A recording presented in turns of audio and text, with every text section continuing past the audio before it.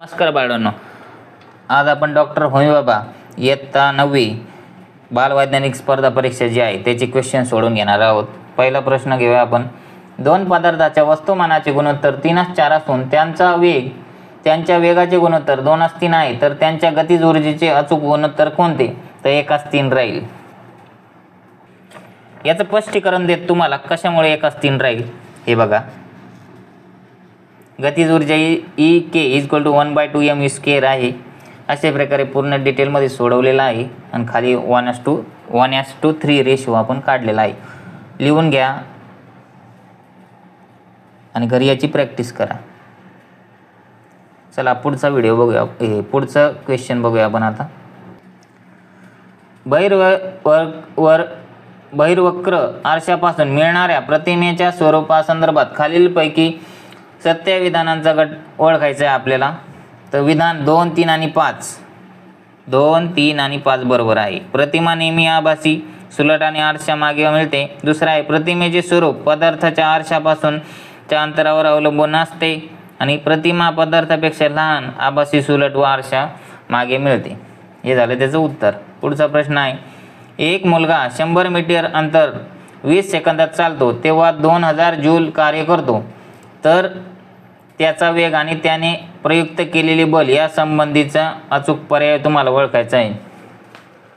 अचूक पर्याय C 5 metre per second आणि 20 न्यूटन. हे कसं काढलं बरं याचं पण स्पष्टीकरण इथं तुम्हाला दाखवतो मी.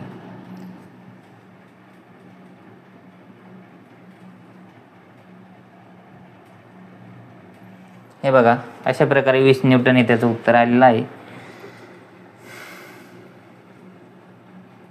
चला आता पुढचा प्रश्न बघूया आपण.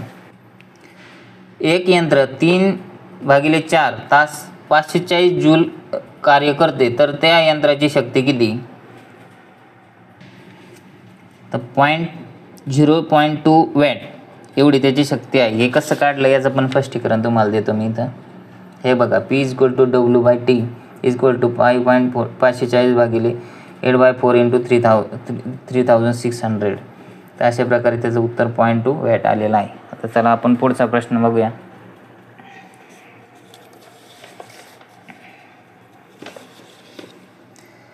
दिलेल्या भौतिक राशी आणि त्यांची सूत्र यांच्या जोड्या दर्शवणारा पर्याय ओळखायचा आहे आपल्याला. आता इथं भौतिक राशी आणि सूत्र.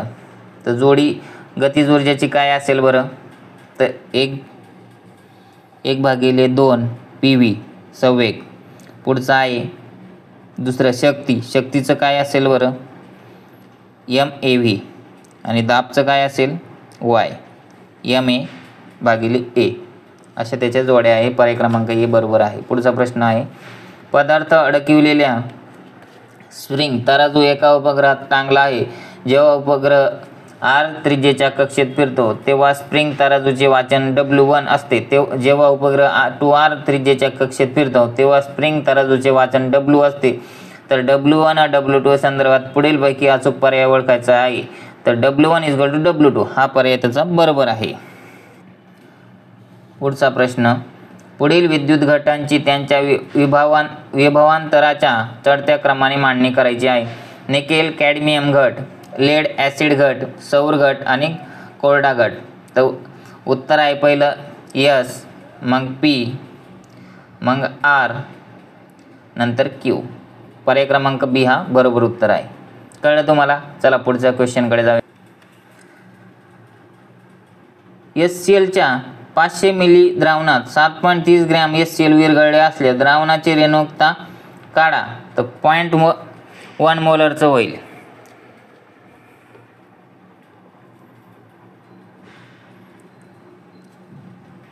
पुढचा प्रश्न. खालील रासायनिक समीकरणातील P, Q आणि R करिता योग्य पर्याय निवडा.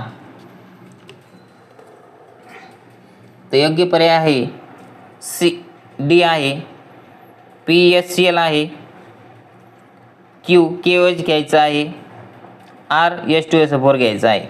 तर रिॲक्शन पूर्ण होईल. कळलं तुम्हाला? पुढचा प्रश्न आता. विद्युत दिव्यातील तार ज्या धातूपासून बनलेली आहे त्या धातूची संज्ञा खालीलपैकी कोणत्या चिन्हाने दर्शवतात? आर्गॉन, स्मिथ,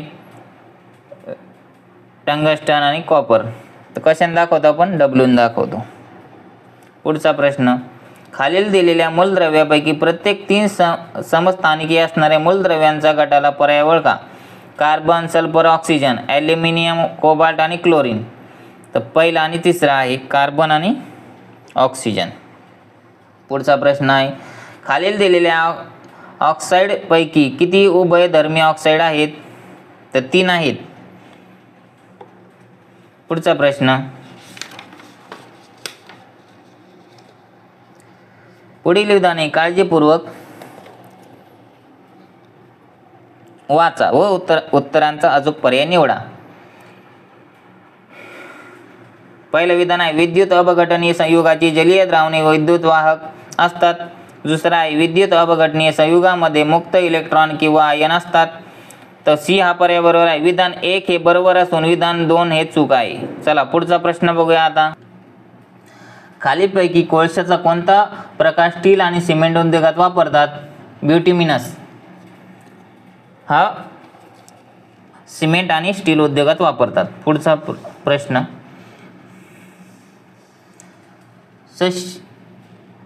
संश्लिष्ट अपमार्जकांना साबणापेक्षा जास्त पसंती दिली जाते कारण वरील सर्व आहे. संश्लिष्ट अपमार्जके कठीण पाण्यातही वापरली जाऊ शकतात. संश्लिष्ट उपमार्जके आम्ल माध्यमातही वापरली जाऊ शकतात. संश्लिष्ट अपमार्जके पाण्यात अत्यंत द्रावणीय आहेत आणि संश्लिष्ट अपमार्जके तीव्र सफाईकारक आहेत.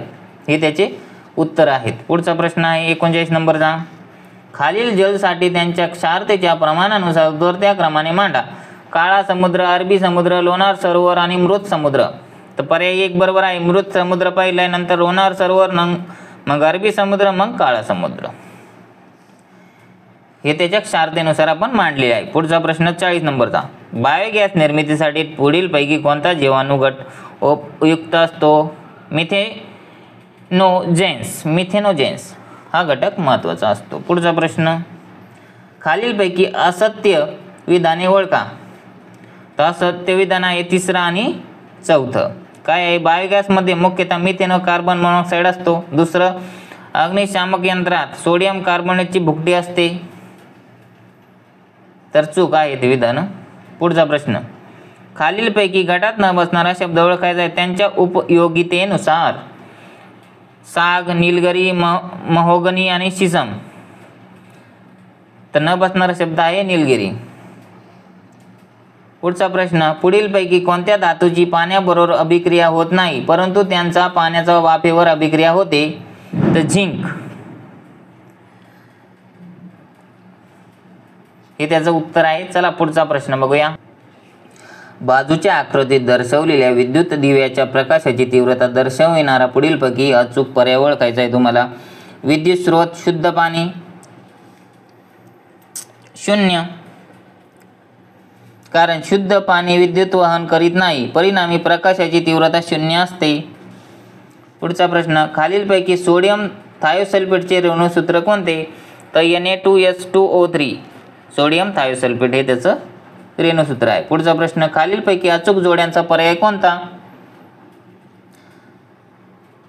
संयोजासह नाव आणि अनुअंक. तर डी हा पर्याय बरोबर आहे. ए ची जोडी 2 आहे. संयोजा 3 असलेला स्थायू रूप धातू कोणता आहे?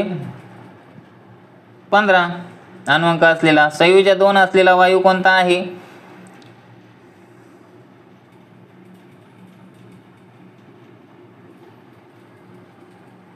8 अनुअंक असलेला. संयोजा 1 असलेला धातू कोणता आहे? 19 अनुअंक असलेला. आणि संयोजा 4 असलेला धातू 14 अंक असलेला. अशा प्रकारे त्याच्या जोड्या आपण लावलेल्या आहेत. पुढचा प्रश्न, खालील जोड्यापैकी किती जोड्या बरोबर आहेत? आम्ल आणि नैसर्गिक स्रोत.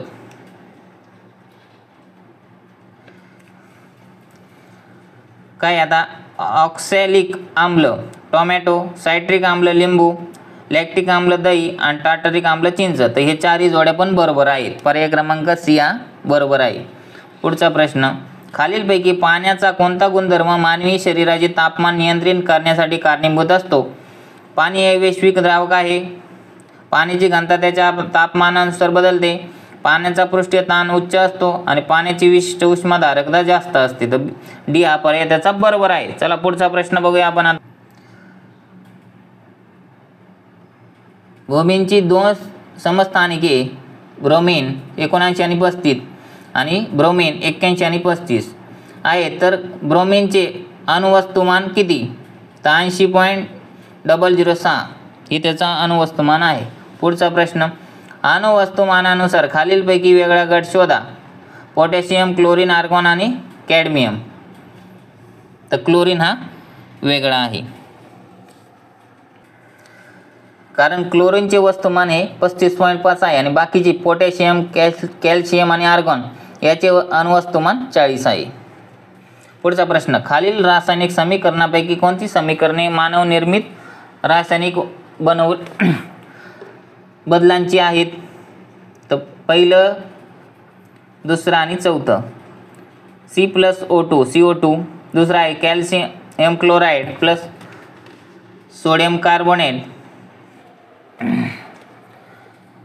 तिसरा आहे calcium carbonate plus HCl, 2 HCl. चला पुढचा प्रश्न, खालीलपैकी पॉलीॲक्रेलिक प्लॅस्टिकचा उपयोग कोणता? भिंगी आणि कृत्रिम दात बनवण्यासाठी होतो, पॉलीॲक्रेलिक प्लॅस्टिकचा. पुढचा प्रश्न आहे, फुलरिनच्या रचनेमध्ये अनुक्रमे पंचकोन व षटकोन यांची संख्या खालीलपैकी कोणती असते? 12 आणि 20 असते. पुढचा प्रश्न, जोड्या पाण्याची रेणूंची संख्या आणि स्फटिक स्वरूपामधील क्षार. तर कॉपर सल्फेटमध्ये 5 असतात,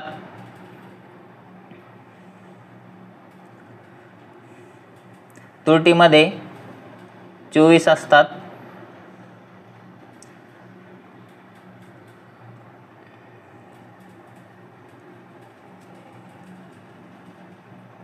सोडियम कार्बोनेटमध्ये 10 असतात आणि बेरियम क्लोराईडमध्ये 2 असतात. अशा प्रकारे बी हे उत्तर बरोबर आहे. पुढचा प्रश्न, खालीलपैकी कोणत्या डिओडरंटमध्ये ॲल्युमिनियम क्लोराईड हायड्रेटचे प्रमाण 15% असते?